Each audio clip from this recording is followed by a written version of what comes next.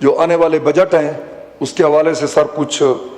اپنے خیالات کا اظہار کروں گا۔ میں نے پہلے بھی کئی دفعہ گزشتہ 2 بجٹوں میں اپنے تحفظات کا یہاں پر ذکر کیا۔ ہم جناب والا اسپیکر صاحب، ہم لاکھوں ووٹ لے کر منتخب ہو کر اس ایوان میں پہنچتے ہیں، اور بجٹ جب آتا ہے تو وہ میں عرض کرتا ہوں کہ بند کمروں میں بنتا ہے، اور ہماری جو ایم این ایز جو الیکٹ ہو کے آتے ہیں ان کی ترجیحات کا کوئی تحفظ نہیں کیا جاتا، یا ان سے کوئی پوچھا نہیں جاتا کہ آپ کے علاقے میں کس چیز کی ڈیفیشنسی ہے۔ میں ابھی چونکہ تیسرا بجٹ آ رہا ہے، میں اس اپنے ایوان کو اور منتخب حکومت کو اپیل کرنا چاہتا ہوں کہ میرے علاقے میں سب سے بڑا مسئلہ صاف ستھرا پانی پینے کا ہے، اس کے لیے خصوصی یہاں پر ایک میگا پروجیکٹ رکھا جائے تاکہ ہم کم از کم اپنے لوگوں کو صاف ستھرا پانی مہیا کر سکیں۔ اسی طرح سر جو 2022 میں فلڈ آیا تھا، میں کئی بار یہاں پر کوسچن دے چکا ہوں، میں امید رکھتا ہوں کہ اس دفعہ ہماری مین CRBC کنال جس نے ڈیرہ اسماعیل خان کی اس کی تقدیر بدلی اور وہاں پر لوگوں کا روزگار مہیا ہوا، میں خدا کی قسم سے سر کہہ کے کہتا ہوں، آج بھی لوگوں کی فونیں تھیں، جب سے فلڈ آیا اس پر ریہیبلیٹیشن کے لیے کوئی سنگل پینی نہیں رکھی گئی۔ جو پانی ہمارے لیے مختص ہے، نہ پنجاب کو پورا جا رہا ہے نہ ہمارے KP کو مل رہا ہے، تو اس پر خصوصی توجہ دی جائے۔ اور اسی طرح سر گیس، میری کانسٹیچوئنسی میں ایک بہت بڑا ذخیرہ سر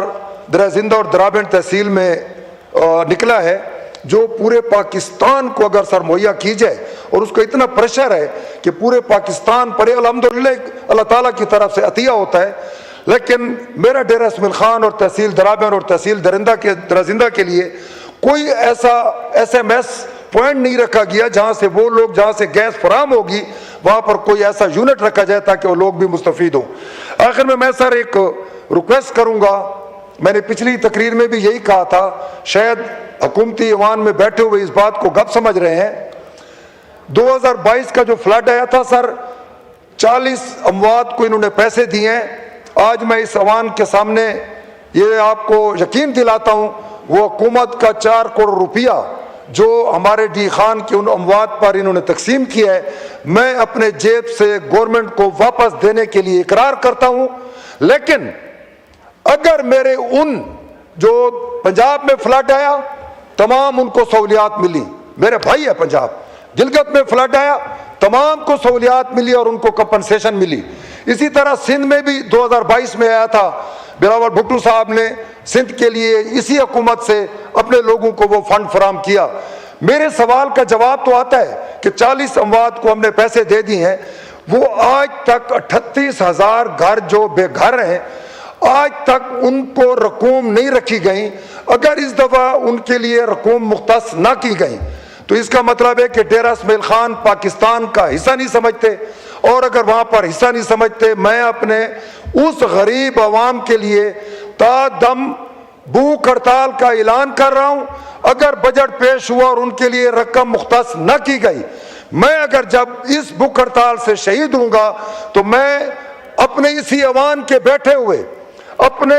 شہادت کی جو FIR ہے وہ وزیر اعظم پاکستان، وزیر خزانہ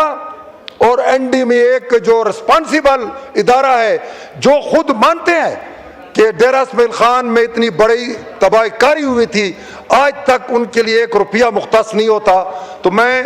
آپ لوگوں کو واضح پیغام دینا چاہتا ہوں، خدا را ڈیرہ اسماعیل خان کے ان غریب عوام پہ ترس کھاتے ہوئے مجھے اور کوئی اسکیم نہیں چاہیے، لیکن ان غریبوں کو چھت بنانے کے لیے رقم مختص کی جائے۔ تھینک یو ویری مچ سر۔ جی عثمان بزائی صاحب۔